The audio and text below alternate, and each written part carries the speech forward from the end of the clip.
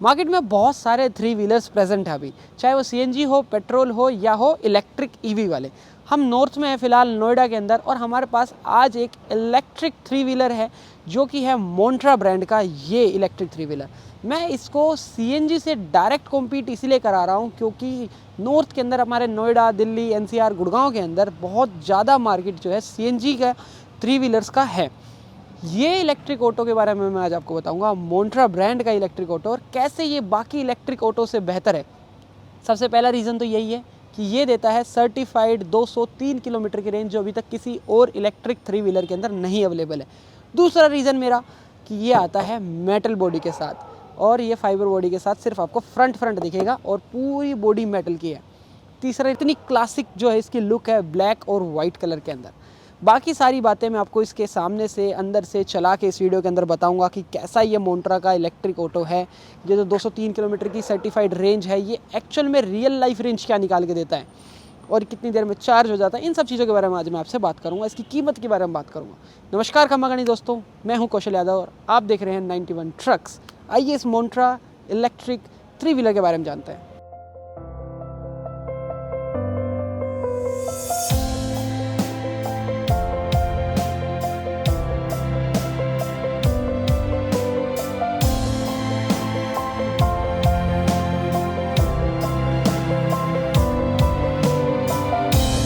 शुरुआत इसकी चाबी से कर लेते हैं। कुछ ऐसी सी आपको इसकी की मिलती है, इसके ऊपर आपको मोंट्रा की ब्रांडिंग भी इसकी के ऊपर मिल रही है।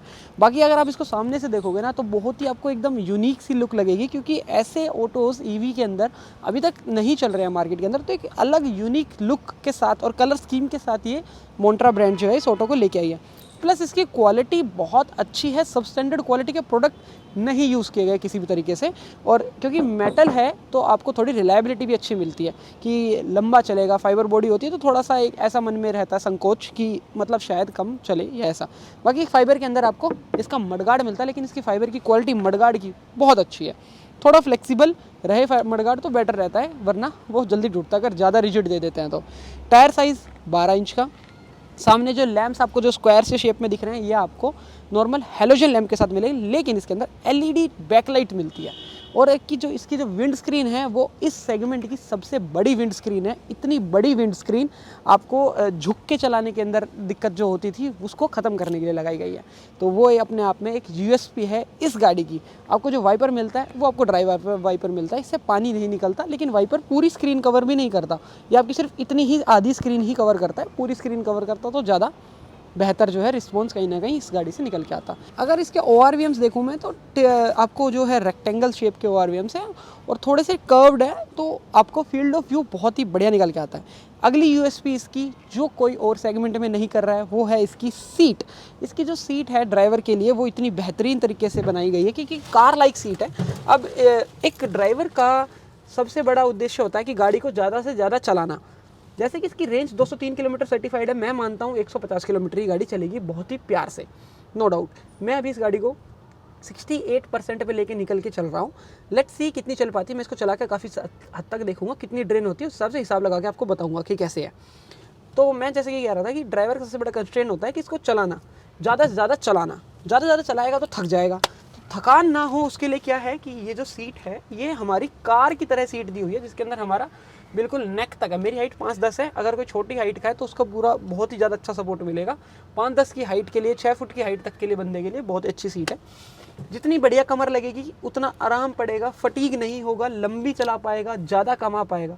और मेरे हिसाब से 100 से 150 किलोमीटर के बीच में ही एक जो ऑटो है वो इस्तेमाल कर पाता, चाहे वो सीएनजी हो, पेट्रोल हो या ईवी का ही क्यों ना हो। तो इसके अंदर 100-150 किलोमीटर की आपको रेंज मिल रही है। और इसके अंदर बहुत सारी ऐसी चीज़ें जिसमें आपको साथ के साथ बताता चलूँगा। सबसे पहले तो मैं आपको इसका इंटीरियर यहीं से दिखा देता हूँ। एक इसका दूसरा जो यूनिक फीचर है वो आता है इसका ये पार्क असिस्ट वाला ऑप्शन, न्यूट्रल का ऑप्शन, इको का ऑप्शन, ड्राइव और पावर के। ऐसे आपको 5 मोड दिखते हैं इसके अंदर। न्यूट्रल के साथ मिला ले तो 5 मोड आपके हो जाते हैं।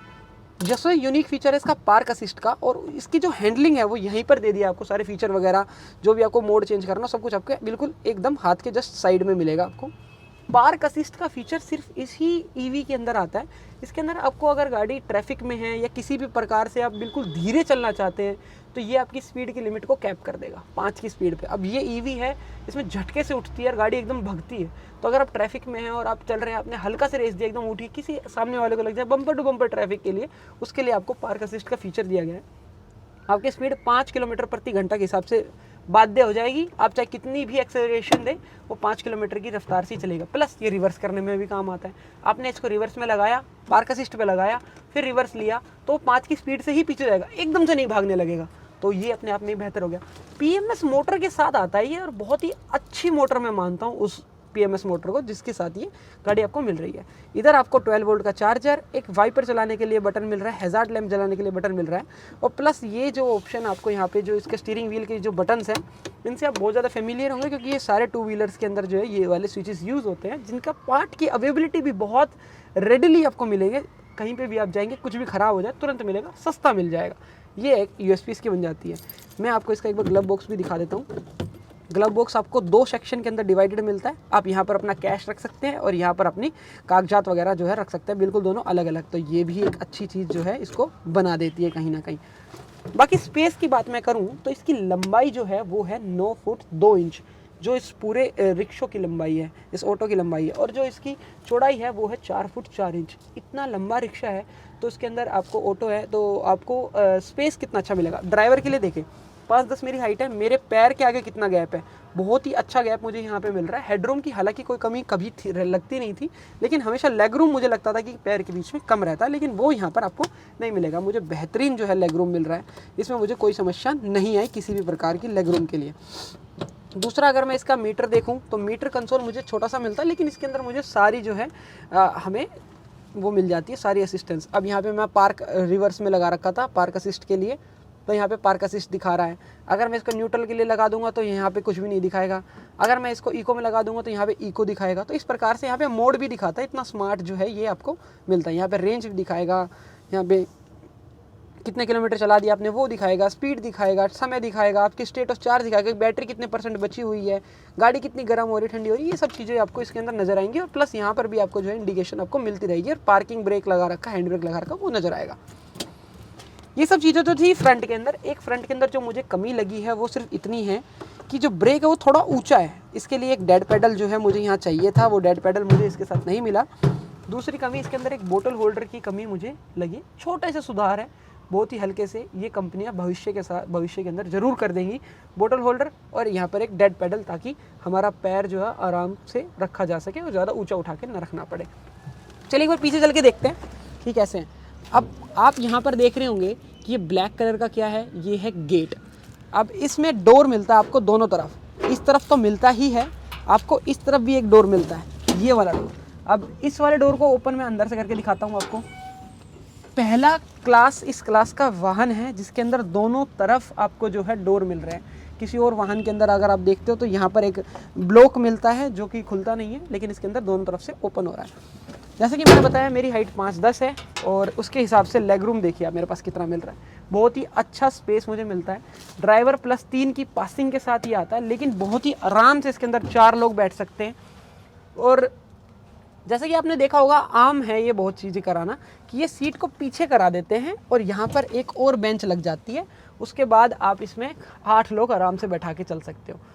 मैंने 1-2 कस्टमर से बात करी, उनका कहना है कि 8 लोगों के साथ इसके अंदर 130 किलोमीटर की जो है वो लोग रेंज ले रहे हैं फुल चार्ज करके। 8 लोगों के साथ, मेरी बात मानिएगा, काफ़ी अच्छी रेंज है 130 किलोमीटर 8 लोगों के साथ। और प्लस जो छोटी मोटी चीज़ें जो इसके अंदर लगवा लेते हैं वो मैं आपको बेंच वाली चीज़ें दिखा दूंगा कि कैसे लगवाते हैं और क्या क्या चीज़ें होती हैं। अब इसको पीछे करेंगे तो डिग्गी का स्पेस कम हो जाएगा, लेकिन डिग्गी के अंदर स्पेस अभी बहुत ज़्यादा है। मैं आपको डिग्गी का स्पेस और दिखाता हूँ। कंफर्ट की बात करूँ, कंफर्ट बहुत अच्छा है इसके अंदर, और निकलना और अंदर जाना भी काफ़ी आसान है। अब जैसे मैं बता रहा था कि आपको बूट कितना अच्छा मिलता है, इस बूट को एक बार मैं ओपन करके आपको दिखाता हूँ। यहाँ से देखो 260 लीटर का जो बूट स्पेस है आपको इसके अंदर दिख रहा है।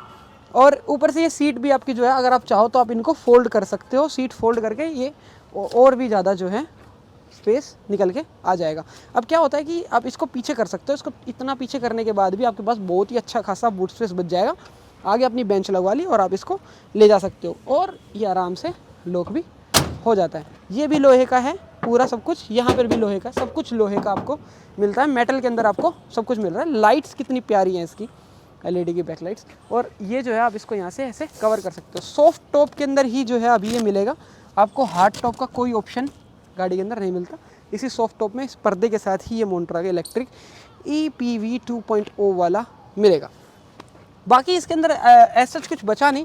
इसको चला के इसका रेंज टेस्ट करेंगे कितनी गाड़ी है। मैं आपको वैसे बताया 68% पे लेके आया था, काफ़ी दूर में अभी तक चला चुका हूँ इसको, और काफ़ी और चलाऊँगा और देखूँगा कि क्या ये अपनी रेंज टेस्ट में खरा उतरता है। चलिए बने रहिए हमारे साथ, रेंज टेस्ट करके देखते हैं। और मज़ा मुझे बहुत आ रहा है। वैसे मैंने आपको GVW की बात नहीं करी। GVW इसके अंदर ना 750 kg आता है, और उस GVW के साथ ठीक ठाक रेंज है। ये अभी हो गई है बैटरी 57%, और मैं चल रहा हूँ इको मोड में, चला रहा हूँ जितनी चला रहा हूँ मैं इसको।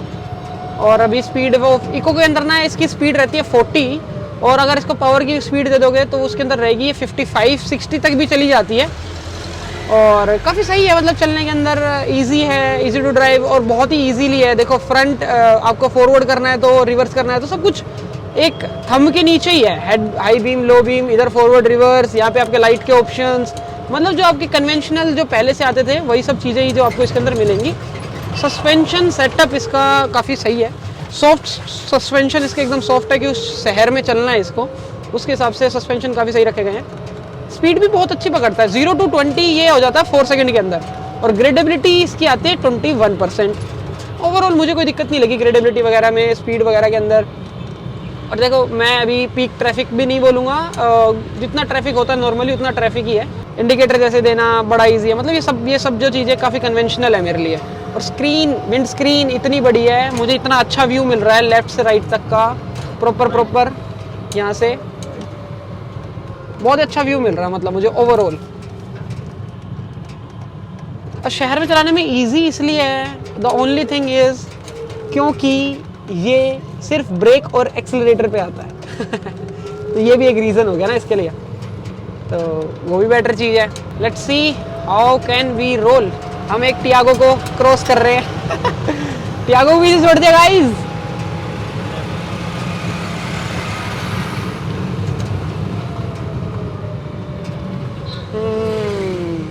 देखो सस्पेंशन बिल्कुल सॉफ्टर साइड पे है सस्पेंशन, और बढ़िया सस्पेंशन है सॉफ्ट साइड पे होने के बावजूद भी आप अच्छा जो है आपको रिस्पॉन्स दे रहे हैं। फ्रंट में ना इसके अंदर जो ब्रेक की डिलीवरी है वो तीनों व्हील्स के अंदर एकदम बराबर जा रही है, तो तीनों व्हील्स में पावर डिलीवरी बराबर जा रही है, तो ब्रेक्स लगाते हैं तो हमें रिस्पॉन्स बहुत अच्छा मिलता है। ऐसा नहीं कि एक तरफ से आपकी जो है गाड़ी भाग रही है और एकदम से रुक नहीं रही है, वो सब चीज़ों की आपको इशू नहीं आएंगे।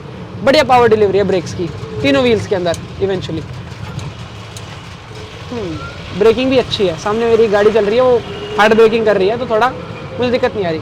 मैं इसको एक बार पावर मोड में भी डाल के देखता हूँ कि कितना फ़र्क इसमें पड़ रहा है। और पावर मोड के अंदर डालने से पहले एक ब्रेकर और जंप कर लेते हैं, इस ब्रेकर से उस ब्रेकर तक पावर मोड में चलाएंगे। कर दिया मैंने पावर मोड में, इसमें जैसे ही पावर मोड में किया सामने आ गया पावर मोड का ऑप्शन भी। ये मैंने पावर मोड में करके पूरा स्पीड ली, और भाई पावर मोड में डिलीवरी तो अच्छी मिलती है। टॉप स्पीड करके देखते हैं इसकी, टॉप स्पीड करके देखते हैं। यार रोड तो सारे खाली खाली से ही हैं। एक तो इतनी बड़ी स्क्रीन है, इसके चक्कर में ना यहाँ पे वो नहीं आता, कोई भी सनवाइजर नहीं आता, तो धूप सीधा आपकी आंखों पे पड़ती है। तो यहाँ पर आपको ना इतने हिस्से में काली पट्टी करा लेना, वरना थोड़ी दिक्कत आएगी। स्क्रीन विंड स्क्रीन बहुत बड़ी है, तो ये थोड़ी प्रैक्टिकल चीज़ें हैं, तो उसकी थोड़ी दिक्कत आनी लाजमी है।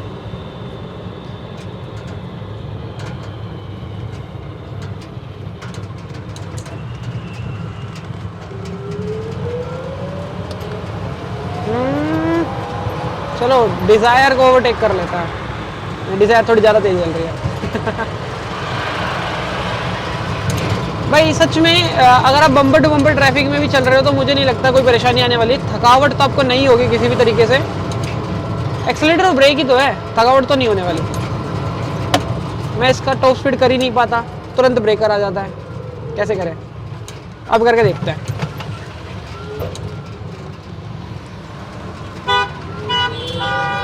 Okay, let's try the top speed. 40, 41, 46, 49, 50, 51, 52, 52 तक ही जा पाए। क्योंकि फिर रेड लाइट आ गई। तो अब यहाँ से रेड लाइट से लेंगे एक राइट, फिर देखते हैं।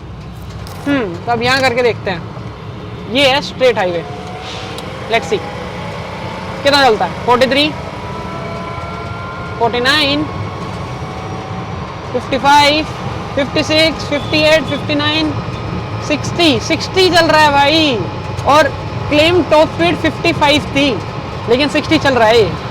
और क्या चाहिए, मुझे तो बहुत ही प्यारी स्पीड लगी 60। अगर आप हाईवे पे क्रूज कर रहे हैं तो 60 की स्पीड इज़ गुड इनफ। लेकिन इसकी ब्रेकिंग पे थोड़ा सा आपको हाथ रखना पड़ेगा, क्योंकि ईवीज, ऑटो रिक्शाज, इनके अंदर थोड़ी इतनी अच्छी ब्रेकिंग होती नहीं। हालांकि ठीक है, इसकी ब्रेकिंग प्रोमिनेंट है। सामने है मेरे ट्रैफिक, वहाँ पर हम लेंगे एक लेफ़्ट यहाँ से। अब ये कितनी तेज़ चल रही है, 50 के आसपास, और मैं इसमें लेफ्ट टर्न लेता हूँ ना, तो थोड़ा बॉडी रोल मुझे महसूस होता है, मतलब एक तरफ झुक जाता है ये। तो वो झुकाव तो हमें देखना ही पड़ेगा, ये देखो। लेकिन कॉन्फिडेंस है कि मतलब कि स्लिप नहीं करता, ट्रैक्शन नहीं छोड़ता। टायर साइज़ की वजह से भी कुछ ये चीज़ें, और प्लस ग्रिप इसकी बहुत अच्छी है रोड के ऊपर, वो भी, उनसे भी फ़र्क पड़ता है। जैसे 12 इंच के जो टायर है ना, वो ब्लैकआउट रिम्स के साथ आते हैं। ये छोटी छोटी चीज़ें ही ब्रांड को एक अच्छा ब्रांड बनाते हैं। चाहते तो स्टील व्हील्स दे सकते थे, लेकिन वो ब्लैकआउट करके दिए गए, खर्चा करा गया उन चीज़ों के अंदर भी, तो वो चीज़ें मैटर करती है कॉस्मेटिकली। बहुत अच्छा मुझे लगे ये चीज़ें। अभी ये रेंज दिखा रहा है 53%। मैं इसको पावर पे ही चला रहा हूँ, मैंने इको छोड़ दिया है बिल्कुल। 53% की रेंज दिखा रहा है, और किलोमीटर दिखा रहा है 79। क्योंकि पावर में चलाएंगे ना तो हमें कम चलेगा, अगर हम इसको इको में चलाएंगे ना तो ये बहुत ज़्यादा चल जाएगा, काफ़ी लंबा चल जाएगा। 4 से 5 घंटे के अंदर ना ये घर पे चार्ज हो जाता है। 3.2 किलोवाट के चार्जर से 10 किलोवाट की इसकी बैटरी है। और इसका एक बहुत बढ़िया, पता है क्या आपको फ़ायदा नज़र आएगा जब आप इसको यूज़ करेंगे डे टू डे लाइफ में? आपको इस तरह ना लाइन में नहीं लगना पड़ेगा। अब देखो मेरे सामने CNG की लाइनें लगी पड़ी हैं, और आप इनके साइड से ऐसे जाओगे, आपको CNG की लाइनों की कोई परवाह करने की ज़रूरत नहीं, किसी भी तरीके से दुखी होने की ज़रूरत नहीं। अपने घर पे 4-5 घंटे में चार्ज करें और चलाएं इसको आराम से। 150 किलोमीटर तो ऐसे चलेगी ही चलेगी, ये रियल लाइफ माइलेज ही है इसकी। और जिस हिसाब से स्टैटिस्टिक्स दिखा रहे हैं, इसका मीटर दिखा रहा है, जितना मैं इसको यूज़ कर रहा हूँ, ये चलेगी 150 किलोमीटर, बहुत ही आराम से चलेगी 150 किलोमीटर। तो चलिए ऐसा करते हैं, इसको आपको ना रेंज टेस्ट ना लास्ट में दिखाता हूँ कि मैंने इसको कितना चला लिया है। तो काफ़ी सारा इसको चलाने के बाद लगभग 40-50 किलोमीटर हमने इसकी बैटरी ड्रेन करी है 34%, मतलब 68% पे हम इसको लेके गए थे। अभी फ़िलहाल इसके अंदर बैटरी बची है 34, मतलब हमने 50% बैटरी यूज़ कर ली जितनी हमें मिली थी उसके हिसाब से। गाड़ी चली हमारी 40-50 किलोमीटर के आसपास, मतलब लगभग 40 किलोमीटर 34% के अंदर, जिसके अंदर कि हमने इसको फुल तेज़ चलाया, खूब भगाया, टॉप स्पीड भी करी, और बहुत सारा हिस्सा जो है हमने इसको पावर मोड में चलाया। अगर हम इसको इको में चलाते हैं तो ये काफ़ी लंबी चलेगी, नो डाउट। जिस हिसाब से हमने इस गाड़ी को चलाया है उसके हिसाब से कैलकुलेट करें तो लगभग 120 किलोमीटर ये गाड़ी चलेगी। अगर हम इसको इको में चलाएंगे प्योरली तो ये गाड़ी बहुत ही प्यार से 150 किलोमीटर प्लस चलेगी। बाकी अगर हम इसकी वारंटी देखें, 1 लाख किलोमीटर और 3 साल की वारंटी, या फिर आप इसका एक्सटेंड करा सकते हैं बहुत ही मामूली कीमत पर 5 साल या 1.5 लाख किलोमीटर की वारंटी आप इस गाड़ी के साथ करवा सकते हैं। कुछ ऐसी थी ये मोन्ट्रा ईवी के अंदर। आपको कैसी लगी, कुछ कमियां लगी इस गाड़ी के अंदर या कुछ बेहतरीन लगा इस गाड़ी के अंदर, तो आप कमेंट करके जरूर बताएं। धन्यवाद, फिर से मुलाकात होगी ऐसी एक और वीडियो के अंदर।